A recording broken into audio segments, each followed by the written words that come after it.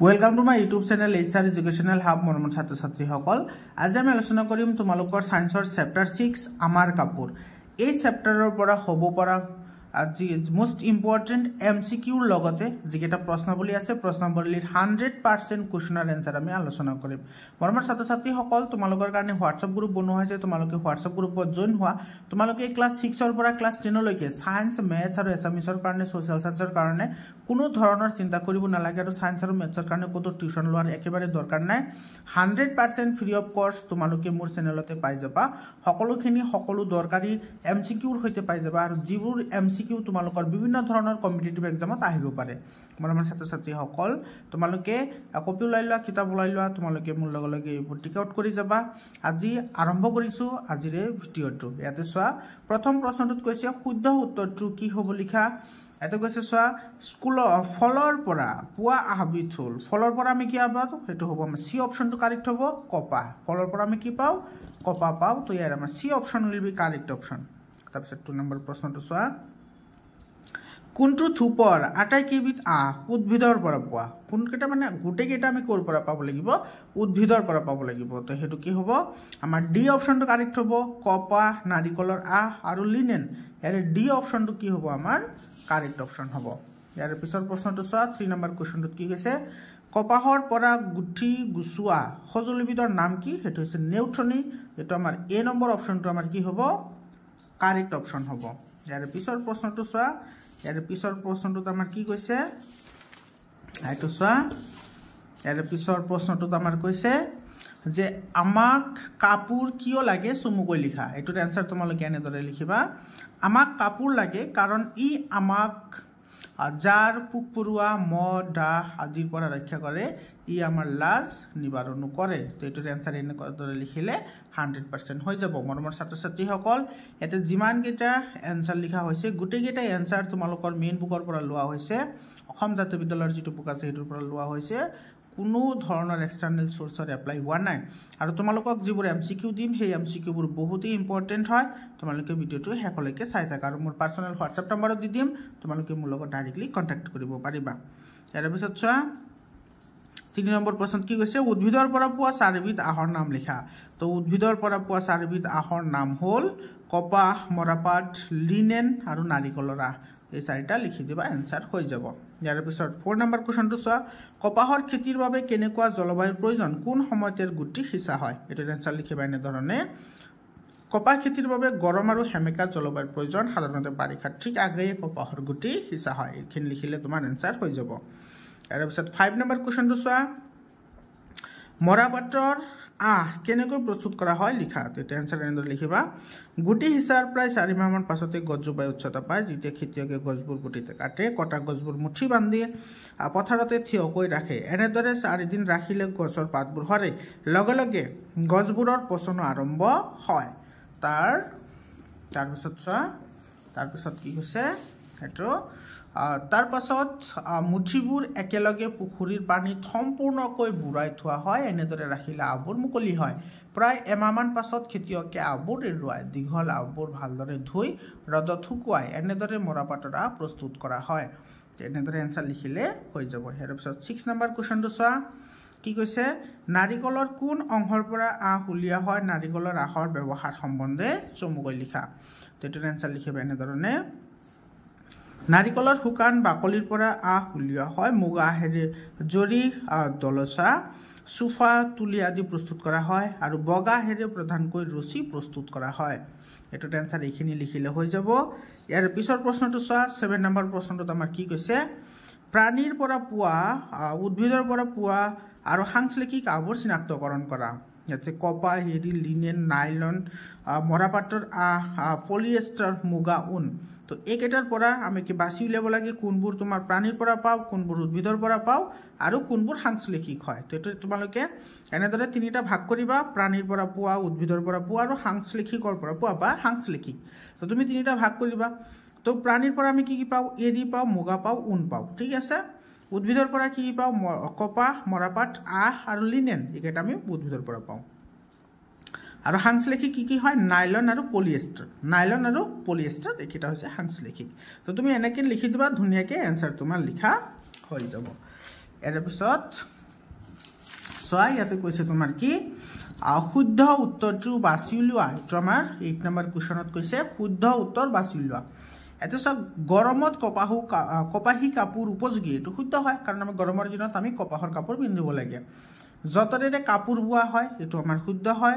মৰাপাটৰ ফলৰ পৰা আহুলিয়া হয় এটো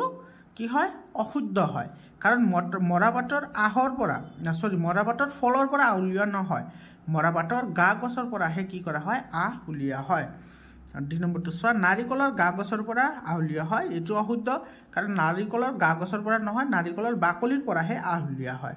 আৰু পিছত 3 নম্বৰটো সোয়া ধুতি আৰু হাৰি হল আসলতে কাপোৰৰ টুকুৰা এটো শুদ্ধ হয় 1 নম্বৰ কৈছে সব পূজাৰী ৰজাৰ মূৰ্তি মহেঞ্জোদাৰোত পোৱা গৈছে এটো শুদ্ধ হয় না মহেঞ্জোদাৰোত পূজাৰী ৰজাৰ মূৰ্তি পোৱা যায় আৰ তাৰ পিছত তোমাৰ 2 নম্বৰ কৈছে প্ৰাচীন চিন্তাখত পলুৰ পৰা পাট সুতা আহৰণ কৰিছিল এটো শুদ্ধ হয় আৰু সৰ্বপ্ৰথম পাট সুতা তোমাৰ তাতে কি হৈছিল আবিষ্কাৰ হৈছিল চিন্তাখত মৰাপাটৰ চিন্তাখত হৈছিল তাৰ পিছত তোমাৰ যিবোৰ নাইলন আছে বা পলিথিন আছে সেইবোৰৰ চিন্তাখত কি হৈছিল সৃষ্টি হৈছিল ইয়াৰ পিছৰ প্ৰশ্ন ইয়াৰ মোস্ট ইম্পৰ্টেন্ট এমসিকিউজ মৰমৰ ছাত্ৰ-ছাত্ৰী সকল যদি তোমালোকে আজমত সুপাৰ ফৰ্টিৰ কাৰণে বা জৱাহৰ নেহৰু বিদ্যালয়ৰ কাৰণে যদি কোচিং কৰিব বিচাৰা তেতিয়াহলে তোমালোকে মোৰ চেনেলৰ থ্ৰুৱেদি কোচিং কৰিব পাৰিবা মৰমৰ ছাত্ৰ-ছাত্ৰী সকল তোমালোকে ক্লাস 6 ৰ পৰা ক্লাস 10 লৈকে কোনো ধৰণৰ চিন্তা কৰিব নালাগে গুটেখিনি তোমালোকে 100% ফ্ৰী অফ কষ্ট মোৰ চেনেলতে পাই যাবা তোমালোকে চেনেলটো সাবস্ক্ৰাইব কৰা আৰু তোমাৰ বন্ধুবৰ্গৰ সৈতে শেয়াৰ কৰিবা লগতে হোৱাটছআপ গ্ৰুপ বনোৱা হৈছে ডেসক্ৰিপচনত মই লিংক দি দিছো তোমালোকে হোৱাটছআপ গ্ৰুপত জয়েন হোৱা তাৰ পিছত চোৱা এমসিকিউ কি কৈছে মানুহে কাপোৰ পিন্ধাৰ কাৰণ নহয় কোনটো এটা চা নহয় কোনটো হেতু আমাৰ লাগে চা খাদ্যৰ বাবে লাজৰ বাবে পোক পৰুৱাৰ বাবে আৰু জাৰৰ বাবে তো আমাৰ কিহৰ কাৰণে একেটা চা লাজৰ বাবে পিন্ধিব লাগে পোক পৰুৱাৰ পৰা বাচিবৰ কাৰণে পিন্ধিব লাগে আৰু জাৰৰ বাবে পিন্ধিব লাগে কিন্তু খাদ্যৰ বাবে আমাৰ কি নালাগে কাপোৰ নালাগে তো খাদ্য আমাৰ বেলেগ এটা বস্তু হেতু খালেহে আমি জীয়াই থাকিব পাৰো ঠিক আছে আমি কাপোৰ নহলেও জীয়াই থাকিব পাৰো ইয়াৰ পিছত 2 নম্বৰ প্ৰশ্ন কৈছে অসমৰ স্বৰ্গদেউ সকলে কেনে ধৰণৰ কাপোৰ পিন্ধিছিল অসমৰ স্বৰ্গদেউ সকল মানে পুৰণি কালত অসমৰ যি সকল তোমাৰ ৰজাঘৰীয়া মানুহ আছিল সেই সকলে সদায় পাট মুগা ব্যৱহাৰ কৰিছিল তো সি অপচনটো আমাৰ কি হ'ব কাৰেক্ট অপচন হ'ব মানুহ ঘৰিলা চিম্পাঞ্জি আদিৰ আদিম অৱস্থা হল কি আছিল বন মানৱ আছিল তেল বি অপচনটো কাৰেক্ট হ'ব এপ আছিল ঠিক আছে এপ বুলি কয় বন মানুহ ইয়াৰ পিছত 4 নম্বৰ চা তোমাৰ এডাল হুতা কিহেৰে গঠিত হুতাবোৰ সদায় তোমাৰ আখৰ দ্বাৰা গঠিত হয় তেৰ এ নম্বৰ অপচনটো কি হ'ব কাৰেক্ট অপচন হ'ব 5 নম্বৰ কোৱেশ্চনটো বহুত ইম্পৰ্টেন্ট হয় এনেকুৱা ধৰণৰ কোৱেশ্চন তোমাৰ বিভিন্ন ধৰণৰ কম্পিটিটিভ এক্সামত আহা দেখা যায় বা এন্ট্ৰেন্স এক্সামতো আহে তলৰ কোনটো প্ৰাকৃতিক তেতে নাইলন পলিয়েষ্টাৰ পলিথিন এই গুটেকেটা হৈছে তোমাৰ সাংশ্লেষিক ডি নম্বৰ যেটো কপা এটো হৈছে প্ৰাকৃতিক গতিকে আমাৰ ডি অপচনটো কাৰেক্ট অপচন হ'ব 6 নম্বৰ কোৱেশ্চন চ প্ৰাণীৰ পৰা পোৱা আহৰ শুদ্ধ গুট্টু বাছনি কৰা শুদ্ধ যেটো হিতমৰ বাছনি কৰিবলৈ দিছে যিবোৰ আমি কৰিব পাও প্ৰাণীৰ পৰা পাও এতিয়া আমাৰ শুদ্ধটো এ অপচন উন পাট মুগা এৰি এই গুটেকেটা আমি কৰিব পাও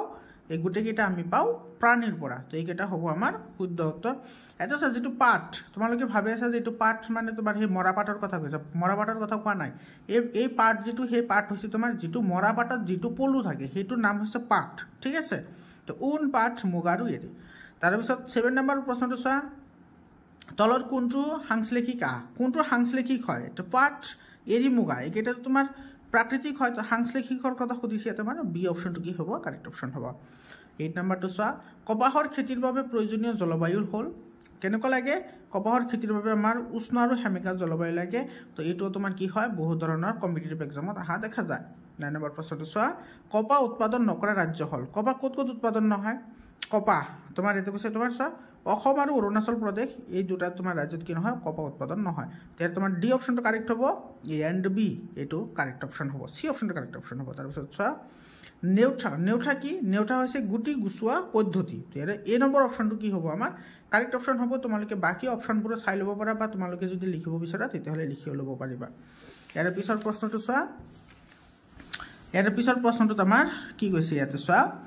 স্বাধীনতা আন্দোলনৰ সময়ত মহাত্মা গান্ধীয়ে কিহৰ কাপোৰ ববলৈ আহ্বান জনাইছিল বহুত ইম্পৰ্টেন্ট কোৱেশ্চন হয় এবোৰ তোমাৰ বিভিন্ন ধৰণৰ কম্পিটিটিভ এক্সামত আহা প্ৰশ্ন হয় ঠিক আছে তো ইয়াতে চোৱা তোমাৰ যেতি স্বাধীনতা আন্দোলন হৈছিল তেতিয়া মহাত্মা গান্ধীয়ে সদায় কপাহৰ কাপোৰ পিন্ধিছিল আৰু সেই কপাহৰ কাপোৰ ববলৈ কি কৰিছিল আহ্বান জনাইছিল যেটো আমাৰ মুগা আছে যেনেকৈ অসমৰ মুগা আছে তো সেই তেনেকুৱা 12 নম্বৰ প্ৰশ্নটো চাওক লিনেন আঁহ কোনটো গছৰ পৰা আহৰণ কৰা হয় তো লিনেন আঁহটো আহৰণ কৰা হয় তোমাৰ শণ বা টিচিৰ পৰা ঠিক আছে লিনচিড বুলি কয় ইংৰাজীত শণ বা টিচি এটা সি অপশনটো কি হ'ব কাৰেক্ট অপশন হ'ব 13 নম্বৰ কোৱেশ্চনটো চাওক তলৰ কোনটো কাপোৰ বোৱা সঁজুলি হয় নহয় এতে নহয় বুলি কৈছে চাওক চেৰাকি মাকু আৰু উঘা এই গুটেকেটাৰ দ্বাৰা আমি কি কৰিব পাৰো কাপোৰ বব পাৰো কিন্তু লাটুমৰ হয় আমি কাপোৰ বব নোৱাৰো লাটুমৰ সহায়ত তোমাৰ সুতাহে বোৱা হয় ঠিক আছে আৰু পিছত 14 নম্বৰ কোৱেশ্চনটো চাওক কিমান বছৰ আগৰ পৰাই কাপোৰৰ ব্যৱহাৰ হৈছিল বহুত ইম্পৰ্টেন্ট কোৱেশ্চন হয় এনেকুৱা ধৰণৰ কোৱেশ্চন আহে পৰীক্ষাত সো এটো 50000 বছৰ আগত 20000 বছৰ আগত 2 লাখ বছৰ আগত নহয় তো তোমাৰ 1,70,000 বছৰ আগৰ পৰা কিমান 1,70,000 আগৰ পৰাই আমাৰ কাপোৰৰ ব্যৱহাৰ হৈ আহিছে আমাৰ সি অপশনটো কি হ'ব কাৰেক্ট অপশন হ'ব 15 নম্বৰ কোৱেশ্চন চোৱা মহেঞ্জোদাৰোত থোৱা পূজাৰী ৰজাৰ মূৰ্তিত কিহৰ শৈলী দেখা যায় বহুত ইম্পৰ্টেন্ট হয় এটো আমাৰ অসমৰ লগত ৰিলেটেড হয় কিন্তু মহেঞ্জোদাৰোত পোৱা পূজাৰী ৰজাৰ মূৰ্তিত কিহৰ শৈলী দেখা যায় ফুলাম চাদৰৰ কি দেখা যায় আৰহি তাতে দেখা পোৱা যায় তোমালোকৰ কিতাপত ধুনীয়াকৈ চিত্ৰটো দিয়া আছে তোমালোকে তাতে চাই ল'ব পাৰা এৰ পিছত আমাৰ শেষৰ প্ৰশ্ন হাংসলেখিক সৰ্বপ্ৰথম কোন দেশে আৱিষ্কাৰ কৰিছিল এটো তোমালোকক আগতেও কৈছো আমাৰ চীন দেশে আৱিষ্কাৰ কৰিছিল তোমাৰ ডি অপশনটো আমাৰ কি হ'ব কাৰেক্ট অপশন হ'ব মৰমৰ ছাত্ৰ ছাত্ৰীসকল আজিৰ কাৰণে এইখিনিয়ে আকৌ লগ পাম বেলেগ এটা ভিডিঅ'লৈ তোমালোকে ডেসক্ৰিপচনত মই হোৱাটছআপ গ্ৰুপৰ লিংক দিছো তোমালোকে হোৱাটছআপ গ্ৰুপত জয়েন হোৱা মৰমৰ ছাত্ৰ ছাত্ৰীসকল তোমালোকে সায়েন্স আৰু মেথছৰ কাৰণে কোনো ধৰণৰ টিউচন ল'ব নালাগে তোমালোকে 100% ফ্ৰী অফ কষ্ট তোমালোকে মোৰ চেনেলতে পাই যাবা আজিৰ কাৰণে এইখিনিয়ে আকৌ লগ পাম বেলেগ এটা ভিডিঅ'লৈ ধন্যবাদ